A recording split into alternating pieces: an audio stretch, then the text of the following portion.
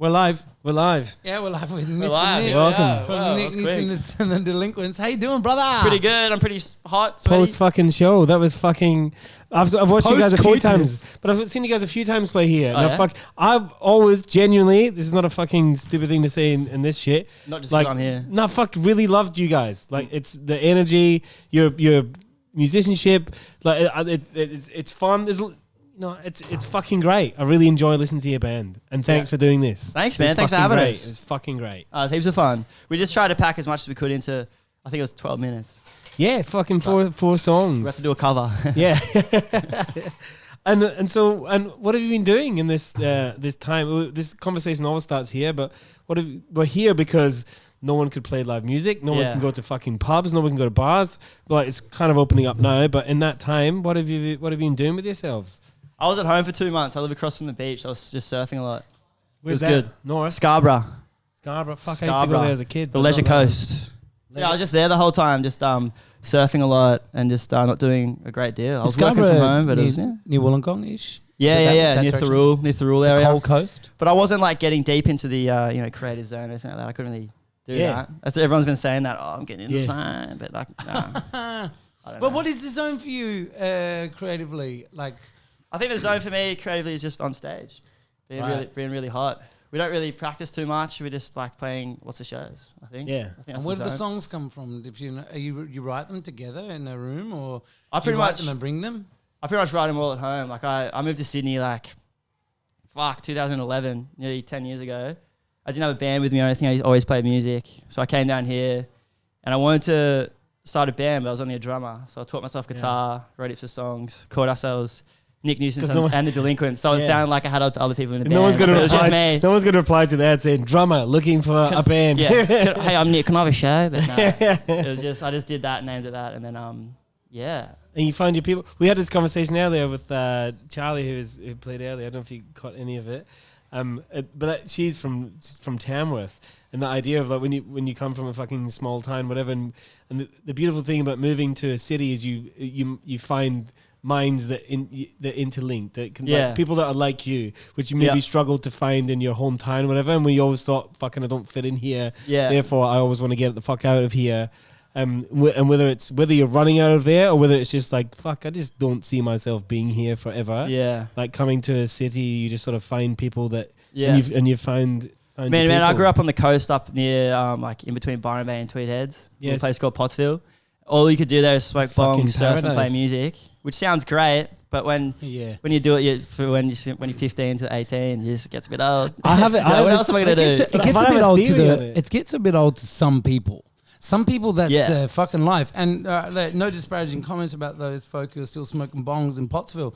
But, there is a certain type of person who goes, I could be smoking bongs somewhere else, or I could be not smoking bongs somewhere else. Yeah, exactly. And I don't want to be smoking bongs, down there. It's weird. But I mean, no discredit to those people. They got their thing. They're tradies, I have a theory around that shit about... Not that area, but that world. That's where I'm from. It's a huge part of my fucking life. No disparaging comments about it.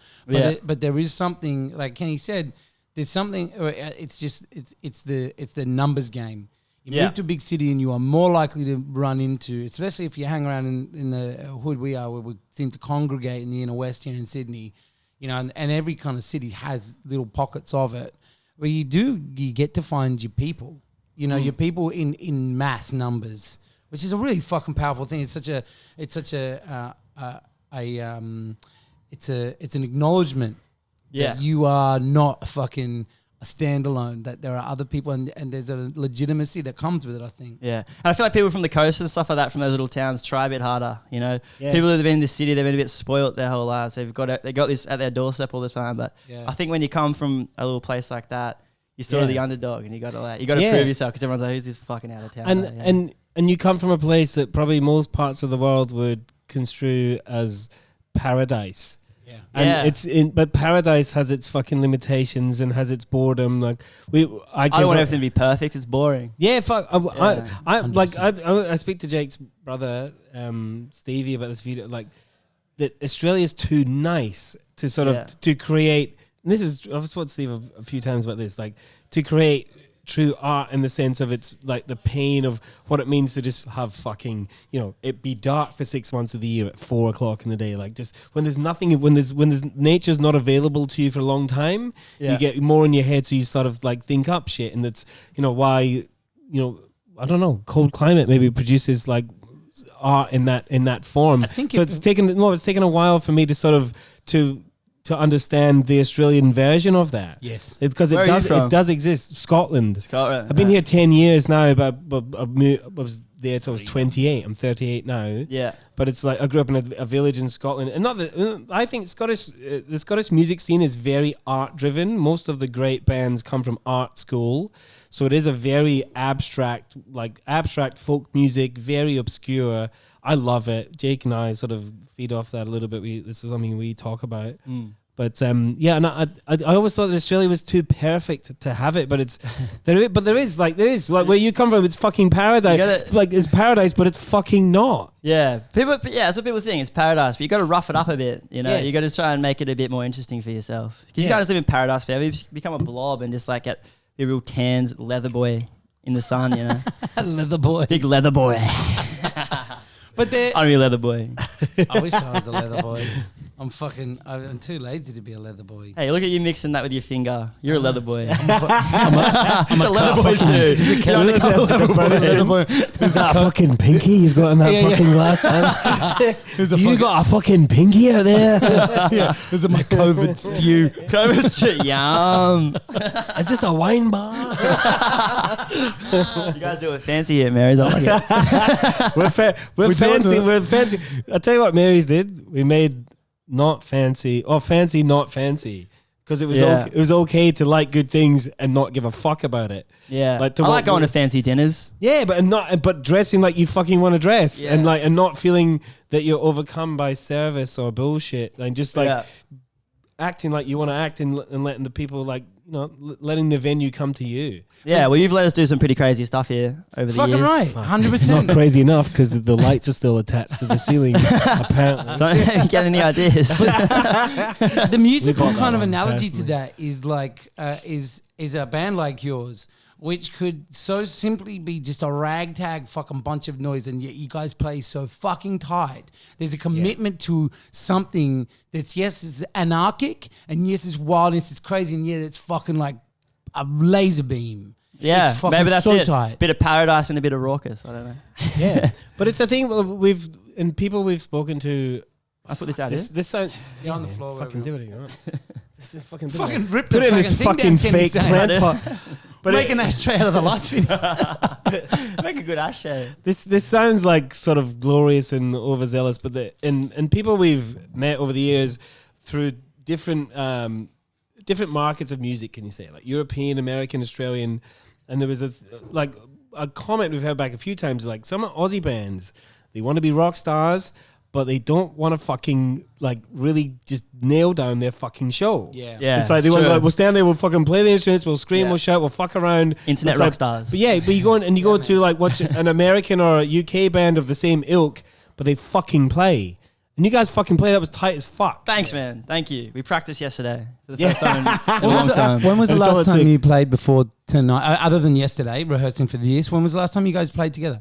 It was here in February. Wow. February 12th, maybe. I don't know. Third Eye Stimuli party. It was good. It was like one of the best nights we've played here, I think. It was so sick. It was so much fun. How did it feel tonight? It was good. I mean, there was no one there, but I couldn't really see anything out there because the lights were in my eyes. But same every night. It just felt louder, actually, because there wasn't people there to sort of soak up the sound. But I like it. I got that jitter again, Yeah. That jitter that you get when you play. We've seen it with every band that's played the empty rooms. The lights go down. Yeah. There's a bit of noise. The fucking smoke machine's on, and everyone knows it's go time. It's back. And the band's fucking play. Yeah, it feels play good. Like there's 100,000 people in front of them. Yeah, because it's incredible. All this bullshit that's happening. I haven't I was because I'm in a fair few bands. I was playing like 2 shows a week for like 2-3 years, touring and doing all that bullshit. That was everything. I based that around everything. And then for 2 months, I'm sitting at home like, where'd all that energy go? Like I was just sitting there going, oh fuck. See you, Sam. I was just like, shit, what am I going to do? It's just all like building up inside me. I need to do something. And I sort of let it out. Yeah. It felt good to let a little bit out. I feel a bit better now. You look therapy. Thank you, mate. I looked shit when I rocked up. Yeah. I was going to say, you look fucking terrible. Thanks, man. Sort yourself out. And you did. Good. I got up. Jake was like, fucking like, just do it, boys. Just do it. I was like, Jake, don't get up them. Like, give them a minute. No, give them a minute to sort this. I know, yeah. It was so funny. He was going, let's do it. Let's do it. And then Joe keeps coming up to us going, no, but when you want to go. If you got everything right, you can go. And then he's in there going, oh, fucking no. And I was like, let's fucking well, we've been doing that. I got too drunk, to be honest. And now that's all right. You got excited, mate. It's all right. We all get excited. I was so excited to see you guys tonight, though, because, you know, like the energy of a fucking show like yours is so... it's so infectious, and it gets into you somewhere. Like I was drunk, but I was like just kind of drunk. But they've been sound checking for like 10-15 minutes. You're already in the middle of that show. You're jamming me up. You're my little animal over there. I was just looking at you going, yeah, I want to be like that. And then I tried, and then I spat in my eye. Did you guys see that? I did. It was fun. I can't wait to see that on film. Do it again. Do it again. I was trying to spit on the roof because I was playing. In the first two songs, whenever I play, my mouth goes dry. Yeah, I know what it is. It's like a nerves thing or some bullshit. I don't know. So I tried to spit to like cool on the camera, and then I spat my fucking eye. And then I had no spit left for the first 3 songs. Yeah, I was like, what am I going to do now? That's my only trick gone. Honey and lemon. Yeah, baby. So you moved down to Sydney in 2011, and you live in Scarborough, or you're back in Sydney again, or you? No, I came to Erskineville, went to Newtown, went to Stanmore, then went to Petersham. I kept moving out. Yeah. Free shouts to Stanmore. Yes, Davey. Back to the water. Yeah, and then I was moving out. I was like, fuck, I can't go any further. So I just went back to the water. Yeah. When did you do that? It was probably a year on July 1st, I reckon. It's good.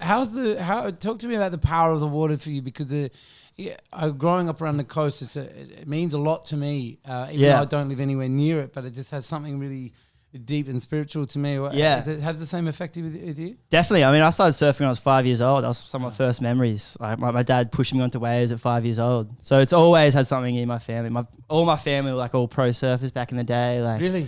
Yeah. My uncle was like the first dude sponsored by Rip Curl back in the day down at Bells Beach. What's his name?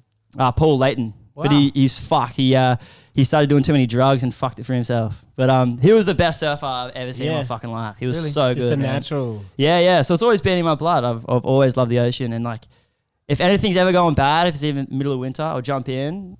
Everything's fine. I find this amazing. I find this amazing. Incredible. Like, to cut it real dry. Like, all white Australians are like fairly new to Australia. Yeah, and probably never been brought up in that sort of ocean world, but it's so quick and apparent. Yeah. And it's so cultural to Australians to sort of just live by the ocean, with the ocean. Yeah. Like, I have no idea where your family comes historically, whether it's European or whatever. I have no idea. But my family doesn't know where I'm from. Yeah, fuck.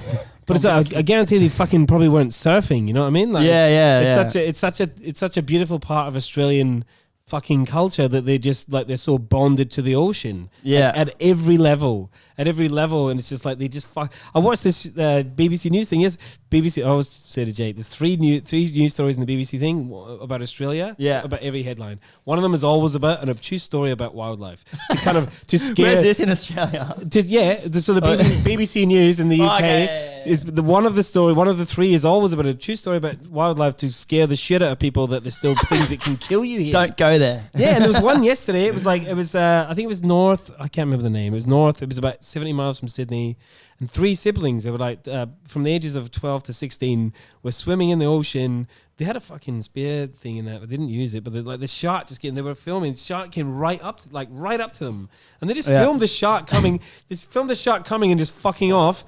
And it's on the news in the fucking BBC. So like these kids fucking just going for a swim with their dad. And it's on the fucking the main front page of the BBC News, being like, Australian teenagers encounter shark. Like, it's crazy. So the only thing that happened in Australia is shark encounters. There's another shark. They finished the koala story. with syphilis tried to fuck my mum. Some of them are crazy. Some are crazy. My mum's got syphilis. We could have a whole show from a koala. Fucking the guy shot a python. But the end of the story with this really beautiful line just said the kids were back in the ocean the next day. It's just like they don't give a fuck. Yeah. They don't give a fuck. I went back up home last weekend, I think it was. I drove back up to see my family and come back. Yes. And on the way back down, I did over 2 days, so I could stop at the beaches and stuff. I stopped at like a local break called Kingscliff. You know, had a little coffee there, chilled out, went back down to Lennox, had a little look. When I was at Lennox, looked at the news, and it was like, man mauled by shark at Kingscliff. Yeah. Just died, man, on the spot, ate him fucking whole. And that, what did it say? The ambulance rocked up to a very confronting scene. I'm like, what the fuck why are you getting into being an ambulance driver for? Like, of course you're going to rock up to confronting scenes. Yeah. My brother's an ambo, and the confronting scenes are his entire life. But he just tells me stories about all the old people who shit themselves. It's pretty confronting. Yeah, but he doesn't tell me the stories about all the fucking horrific shit. Yeah. He won a fucking Medal of Bravery. He for rescuing some kid in Port Macquarie. He jumped in after him. I think the kid died actually, but he jumped in some notorious blowhole. You tried? Yeah, he did. He jumped in this fucking blowhole in the massive surf to try to save this kid. I Yeah. think he saved one of them, but another kid died. Yeah, it's fucking. Well, speaking about poo, my mum's a aged care worker, and she has to wipe old people's bum poos. And then nose poos. And their nose poos, yeah. And she says shit. My mum's a nurse. Literally. She just did her fucking final day of work. My mum just retired today. She did her final holy fucking day. shit. 50 years of nursing. She retired today. What is she doing now? She got a hobby? Oh, that's right now? Probably fucking hopefully getting laid. Hammered down Huskisson. By a koala with syphilis. Yeah. Okay. Kimbo, my He's father. drinking champagne. He's got koala ears. Kimbo's and definitely eating got syphilis. Kimbo's eating some rye crackers. Yeah. Sandy's having a champagne. He actually started shaping surfboards. Really? Yeah. I'm from a family of surfers, and I never got it. I was always so terrified of the waves. Yeah. I love the water. I love being in the water, but waves scare the fucking dog shit out of me. Why? What's your fear? Drowning? Yeah, death. Just general death. Just general death. I was a really strong swimmer, but it was just something I couldn't get over. Was just the fucking size of the waves. I'd get out the back and then just be terrified about catching another wave, knowing that if I caught a wave too early, I'd have to get back out the back again. Yeah. Whereas if I timed it right, I'd just go in and then just never. I boogie boarded because I was just too scared of fucking actual surfing. Yeah. Terrifying. But I used to my dad used to push me out in the surf so much because I had two older brothers that taught me to surf and my dad. And they used to push me out. It was big. They used to push me out the back and they're like, mate, if you're going to be out here, you got to fucking go on a wave. Yeah. So I'd go these waves. I remember one time I went a wave, went down this huge wave, biggest wave I've ever got in my life. I was 11 years old. Like 7 foot. I don't know if I was fucking huge. I don't know. For an 11-year-old. 4 times the size My brother of me, drops in on me. Fuck off, cunt. Dickhead. Drops in on me. I come off. And then I go straight under. And then I was under the whole time. And then another wave comes. Still under. And then my brother duck dives that wave, comes back up. And my board's tombstoning, which means the leg rope has gone long enough. I'm so far down, the board's going like this on the top. And he comes up and goes, what the fuck have I done? I've killed Nick. And then I'm fucking scrambling to the top and see this light here. Like, that's the sun. I'm just going, I can see the sun. I'm nearly dying. And then I was this far from the top, took a big gulp of air. I thought it was air. And just went, water. Oh, fuck, really? nearly died, man. My fucking brother. See, this is why I'm terrified. You're like, why are you scared? Yeah. You just told me a story about it. And they just pat me on the back. They're They're like, like, good on you, mate. context. Yeah, he's want chalky milk? But the Let's get a chalky milk and a pie. You'll be fine, You son. get 2 pies today, mate.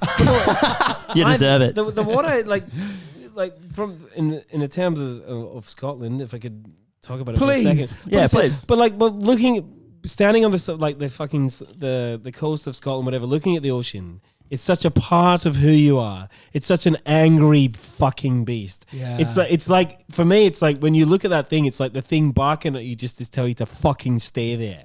Like just fucking stay there. You're not welcome here. No. It's so cold and we're so violent. Like, you can look at us, but don't fucking come here. Very interesting take on it, Kenny. Yeah, I love wouldn't it. want to go But it surfing is in Scotland. but it is a nice, but it's a beautiful, it's such an integral part of the coastline is what Scotland is because it's tiny, and the water is such a huge part of it. It's we're just not welcome there. We never felt welcome there. Well, I'd It was just like palm trees and stuff. It's like, yeah, fuck man. you guys. You can't go out and fucking surfing it Palm and like trees and patting sharks on the head. You're okay, shark. And gentle drowning. This koala has syphilis. You'll be fine. It's drowning that impresses your family, so it's okay. But I'm going to get raped by an STD-ridden koala, or do you want this golden glimmering ocean? When I was at university, though, there's a friend of mine from Berwick. He was on like the English side of Berwick, so he's sounding like a fucking Geordie. And he's like, and then he got into surfing, and she'd go down that northeastern coast of England, like around Newcastle, and he'd like proper like wetsuit, well the dry suits, are they call, like the ones that like the real fucking thick ones, and put the booties on, gloves, heads, and he'd go surfing. And then I started watching like videos of like some of the biggest waves you can ride, or like up on the Atlantic Ocean, up above Northern Ireland. Then people like literally boat out like 2-3 hours to get these fucking huge waves in the North Sea, or that's the Atlantic Ocean, or the North Sea. But that's like a real cruel version of that world, and it's kind of fucking that's real. Yeah, that's fucking real. Fucking oath. It's death. Those guys who it is death. It is death. You gotta love it. I listened to a podcast about some big wave surfing, and this interviewer goes, "It looks like you're playing with it. You're so good at doing this, but these are like 40-foot waves." And he's like, "You look like you're playing with it. What's behind that?" He's like, "I don't know." He's from Hawaii. He's just like, "I don't know. This is what I've done my entire fucking life." But there is something really powerful about it that it seems to hit.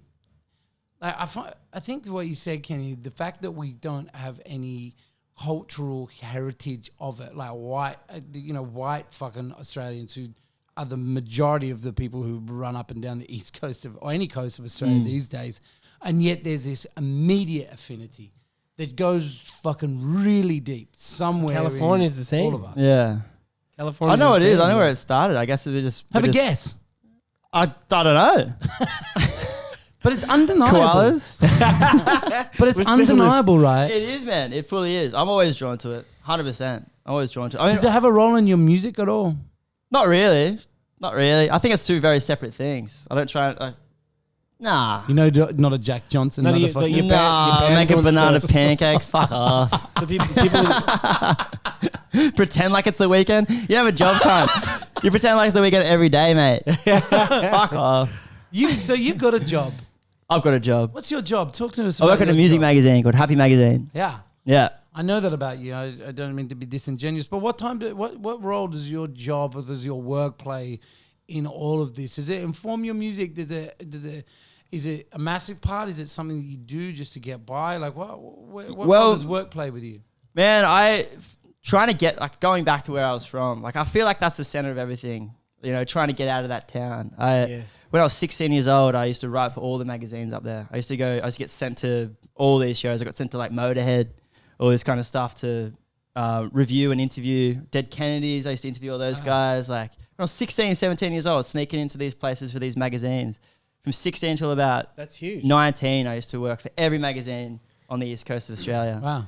And then print died and I didn't fucking do it anymore. So I came here, started working at a grocery store down on King Street. Which one? It used to be called 7 Star, but it's called QE now, I think.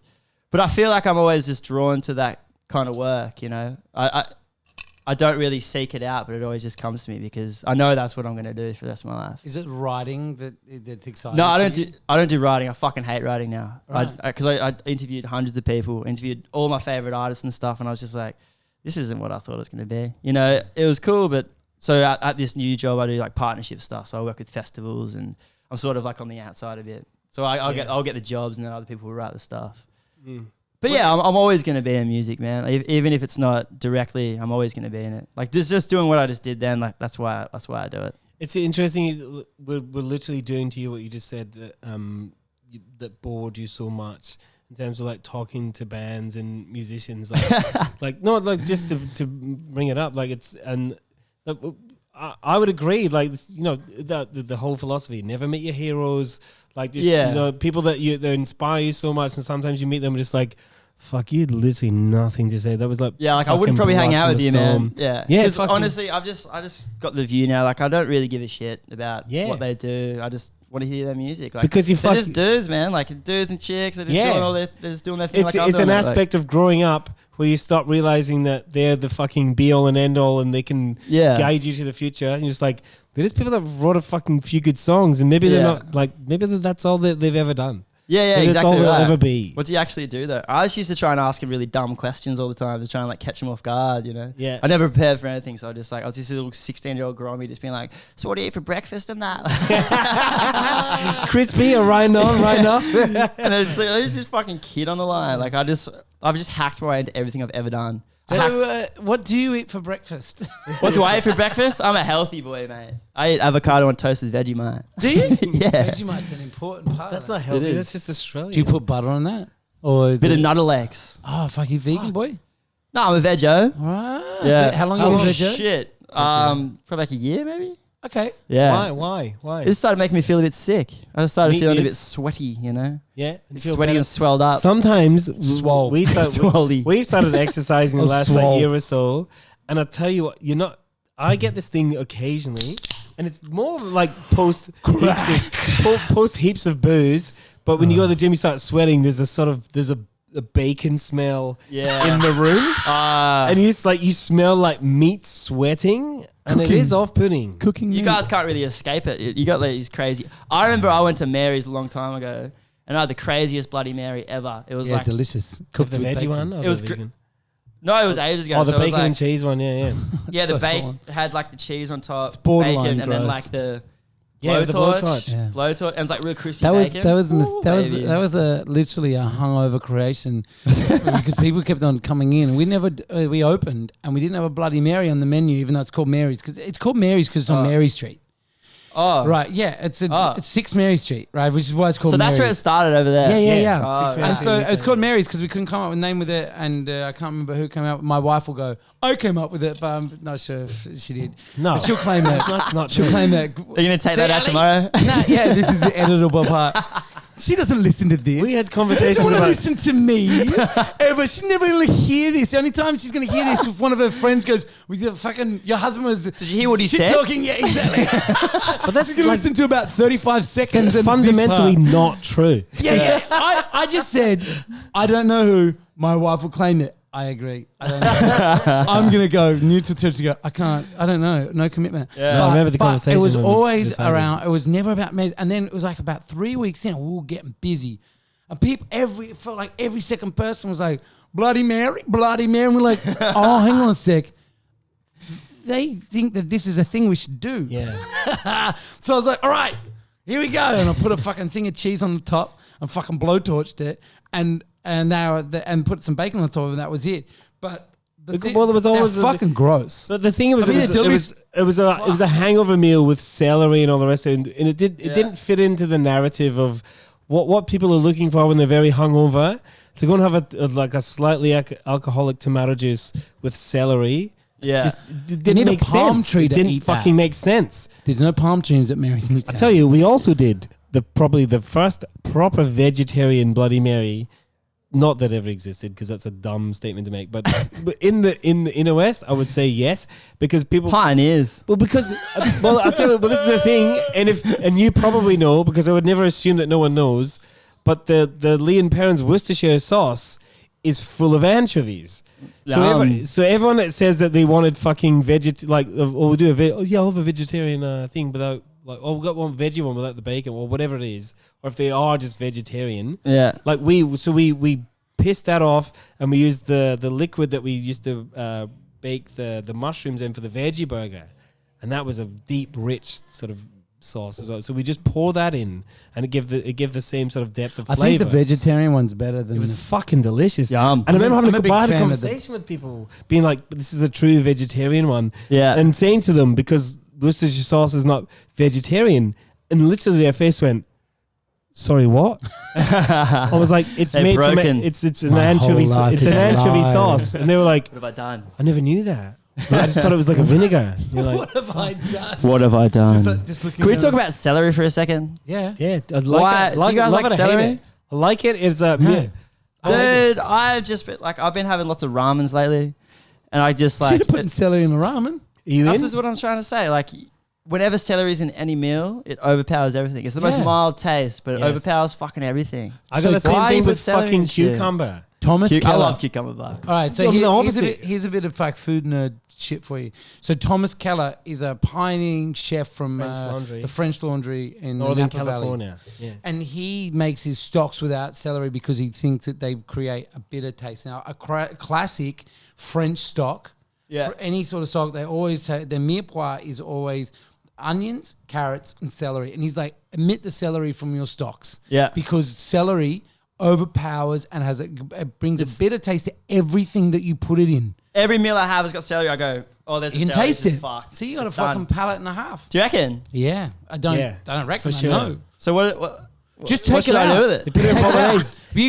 If a bolognese calls for fucking like celery, tell celery to go fuck itself. Yeah. I never cook with celery unless I put it in a salad. Like I got fed celery with peanut butter on it as a kid. Ants on a log. It was just with sultanas on the top. I don't know about it.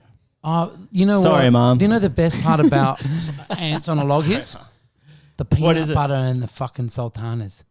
I love peanut butter. Yeah, not the celery. The celery can go fuck itself. You lick it out and go, oh, sorry. 100%. This is the way I encourage most dates. I agree. Edited! I agree.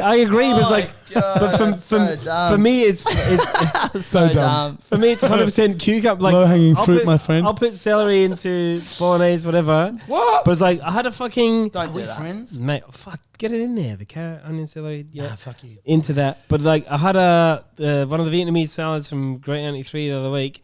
I had like probably like 3 bits. I've always said cucumber, maybe it's not overpowering. Cucumber repeats like a motherfucker. Repeats on you like a motherfucker. Like you'll taste it the next day. Oh, right. Taste it, yeah, you not repeat it. Like, you'll take. Don't repeat that. Jake repeats every joke we ever say. I had like a Vietnamese salad and like 3 slices of cucumber. The next day, I remember waking up, I was like burping, and it hadn't happened for ages, but I burped and it was just like, fuck, it tastes like cucumber. I was like, where the fuck's that from? Cucumber. I had 3 slices of tiny cucumber yesterday in a salad. It tastes like cucumber and cum. What did I do yesterday? I had a conversation recently about how truffle only tastes like... I'll wake up with cucumber and cum on my breath. Is that how this is going to end? I spoke to someone. Please, God, no. It's really homophobe. Right, mate. It's personally, I don't want that. In this day and age, mate, I don't think you get to have a fucking choice. I think I do. In restaurant world, it's truffle season again, and I spoke to someone recently about how there's like truffles so loved and so valued and so fucking expensive. And there's this shitty burger place. I won't name it. It's up Mary's. No, fuck. It's better than us, but worse than the others.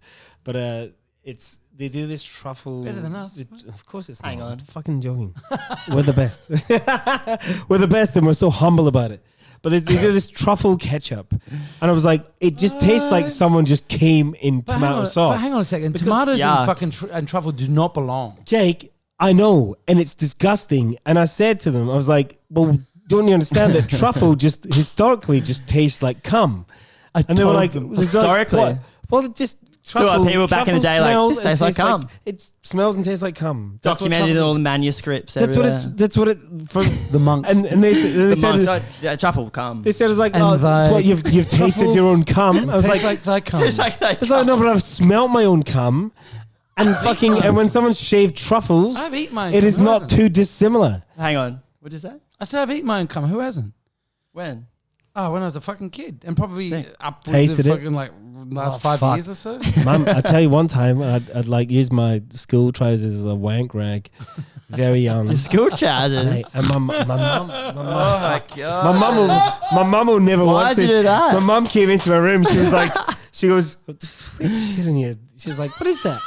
Oh, dude. She's like, I was like, it must be glue, Mum. I was like, she goes, okay, I'll figure it out. And I was just like, I'll figure it out. Smells like beans. Like it's a puzzle like, that needs to be sorted. It smells like pristine black truffles from the Provence region of France. Look at this manuscript. The monk said it smells like cum. Do you remember when My truffles? mum will never watch this. If she does, fucking suck. Do you remember when truffles was a big flavour? It was probably like 5 years ago. I think a pizza spot in the city. Yeah. We can't name names, can we? A pizza spot in the city. Frankie's Pizza used to have all this truffle oil, and they had these really cool bottles. It was like this truffle oil. This really nice bottle with like this nice little pour on the top, and chili and truffle oil. See, truffle oil is a problem for truffles. me. Unless like there's one type of truffle oil that exists in the world that's okay, and there's oil that's had truffles put in it. Yeah, but that's what it was. But truffle, no doubt. But truffle oil. Like when you can buy it off the shelf and it's just got truffle essence, which is just actually fucking chemicals. Yeah. It's so fucking gross. But I used to go to Frankie's and just wear big jackets and take them, man. I've still got a couple at home. Really? They got the great pour. You know those little pourers on the end? Yeah. It's got a little like little lid on it. And so good. So good. Yeah, shoulder shimmy. This is why at the LANSDOWNE Hotel we've got nothing fancy. Yeah.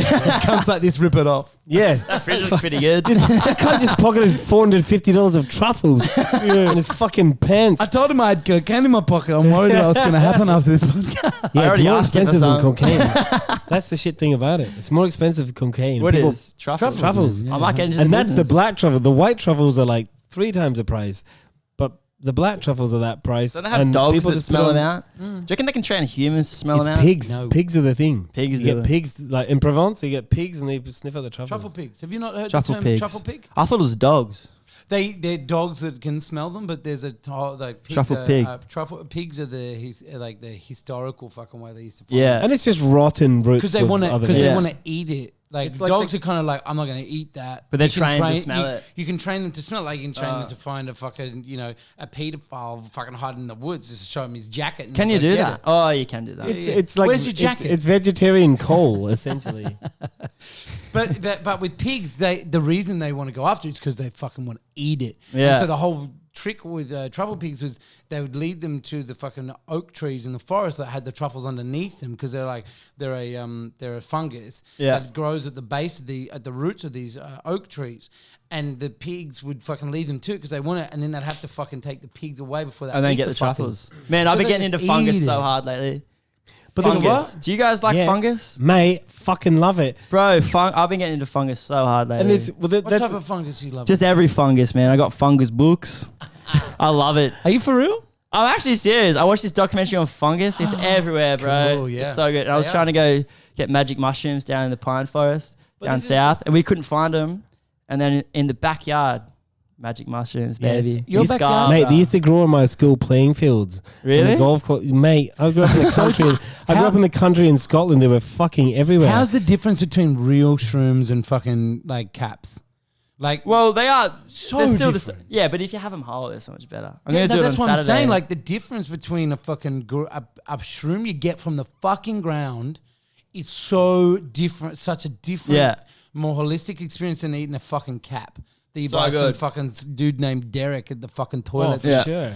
Like I can't really tell you much about fungus, but I'm in it, man. It's everywhere, baby. I was going We're to say bringing fungus in like now. so at every level, whether it's like magic mushrooms, like as I said before, like truffles are like the vegan version of coal, like Coal. Coal, like like that. truffle is just like a fucking like a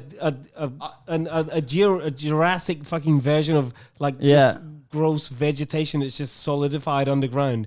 And the same with peat in Scotland, where you get this. Ladies If and you've had gentlemen. a peated whiskey, Yeah. like a Lagavulin or an Ardbeg, all that shit, when it's got that real like that deep peat smoky thing, Yeah. it's only because the peat is in the ground. That's rotten vegetation. Yeah. And they use that to light the fires historically to burn the barley or whatever, and that's what brings the flavor. Shit. So that vegetation, that fungus, that rotten vegetation, like everyone's obsessed with coal in the world. I don't know why. Australia it loves doesn't it. do anything. Yeah. And But it's like, but diamonds. like, Yeah. but what like, but the powers of the beauty that rotten vegetation has and fungus in mushroom version or any version of it, what it's brought to the world is very undervalued. Yeah. Because it's fucking delicious. Well, it is Yeah. really primal. Like the French have a term for it in wine world called sous-bois.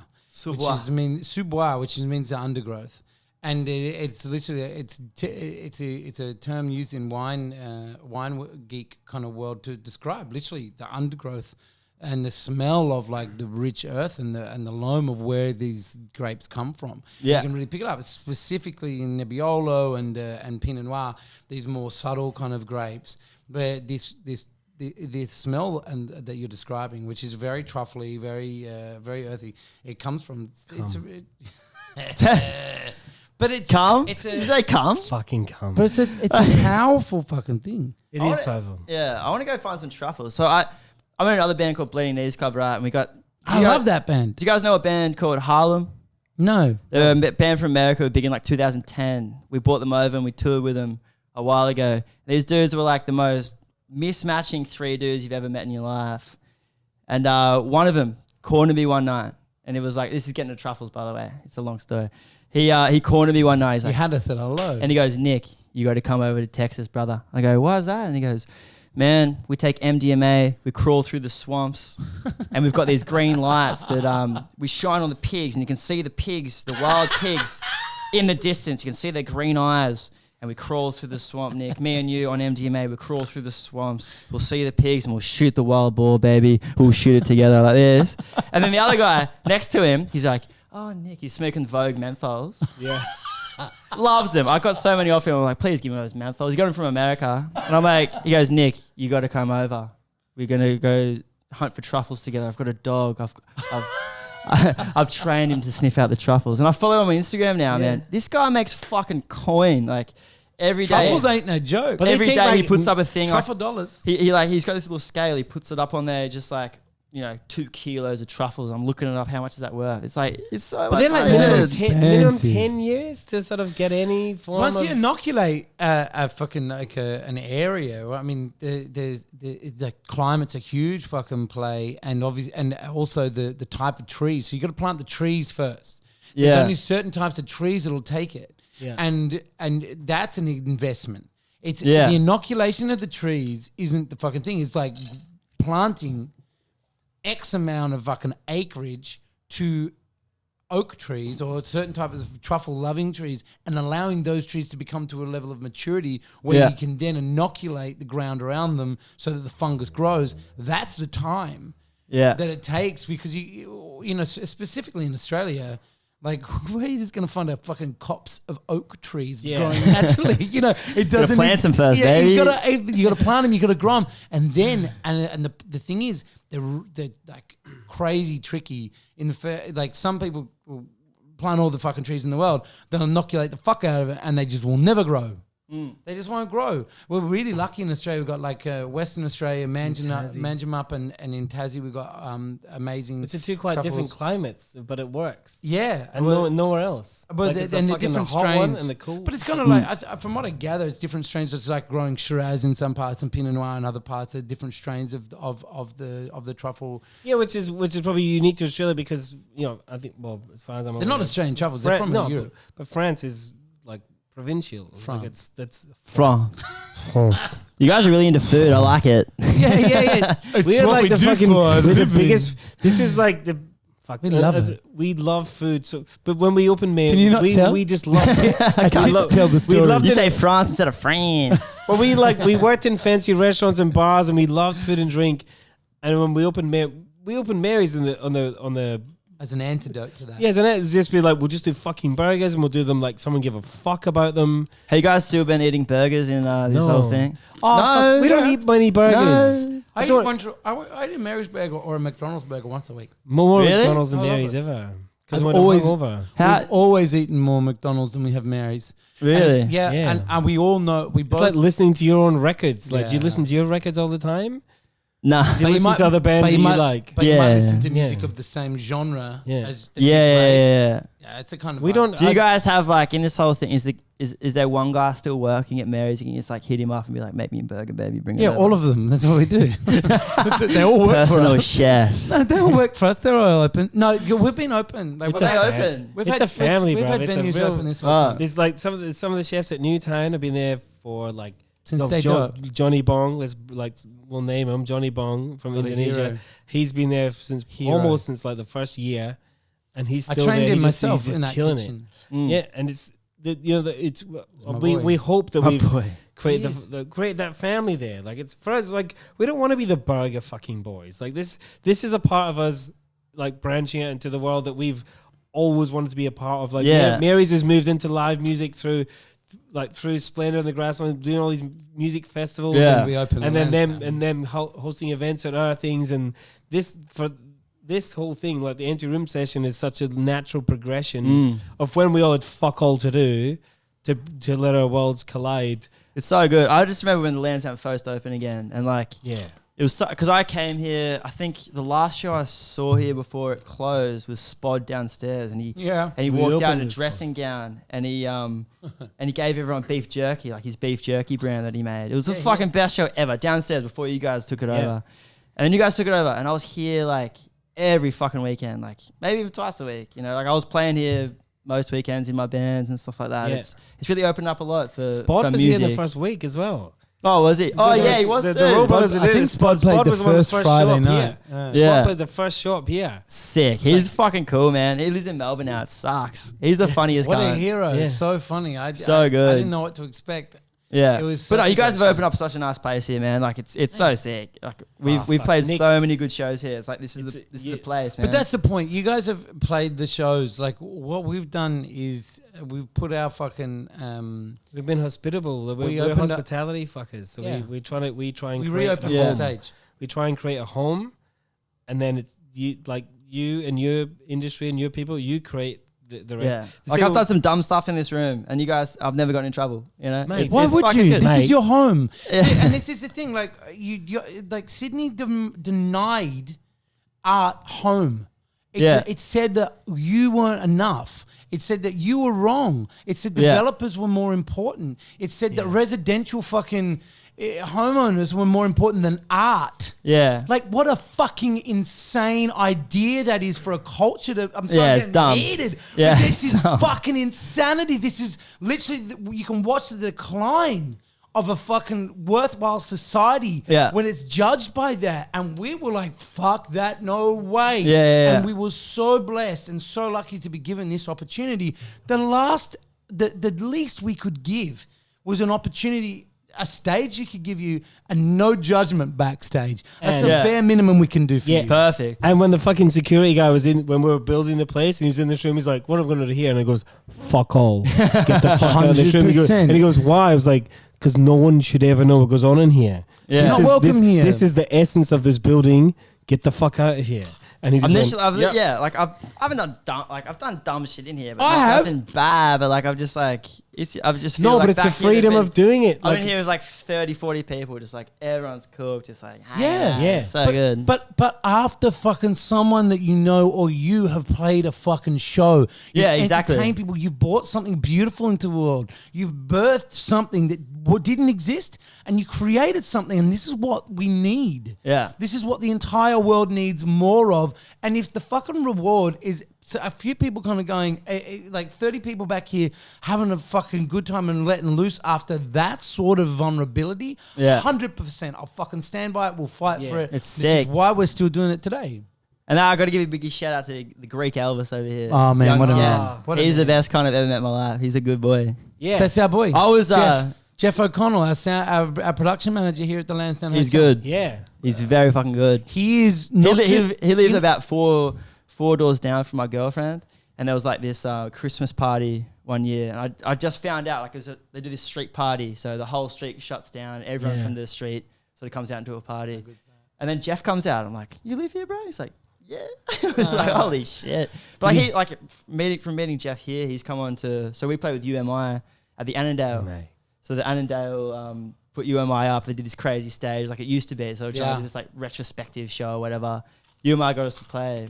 And Jeff was our sound guy for that. Like Jeff was like, because we met him here, it was like, I'll do it for you guys. He's been doing it for like Planet. He went to Europe with Planet a couple of times, and he's a hero.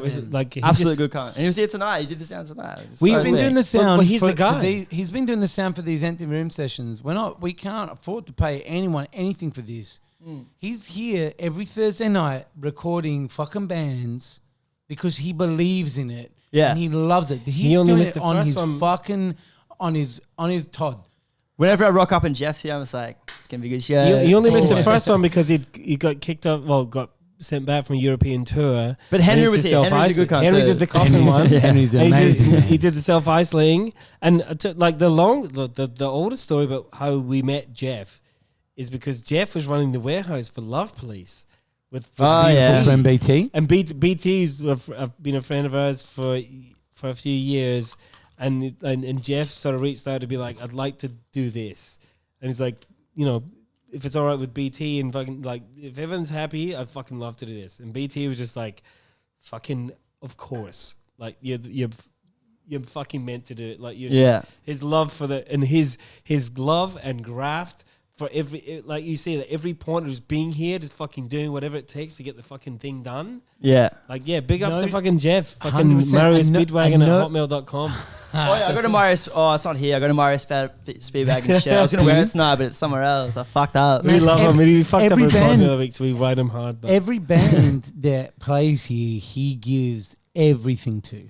Yeah, man. Everything. Yeah. The beautiful thing is he stay here to the fucking last beer at the end of the show as well. Yeah, because he's a fucking. I've had him out here before after the show's gone. Drunk got a diary, mate. By the way. Yeah. You got anything? Hey, speaking about being drug fiends, we should fucking wrap this up so we can get into it. All right, baby. Let's wrap it up. Nick, that was fucking cool. It was a pleasure to meet you. Your fucking bands. The energy was great. Can't wait to see the video. Thank you so much for coming. And you're fucking welcome back whenever you can fucking get married. Thanks and have your baby for making the room smell like truffles. Yeah. No, thanks for having us, guys. It smells like deep heat right now. So.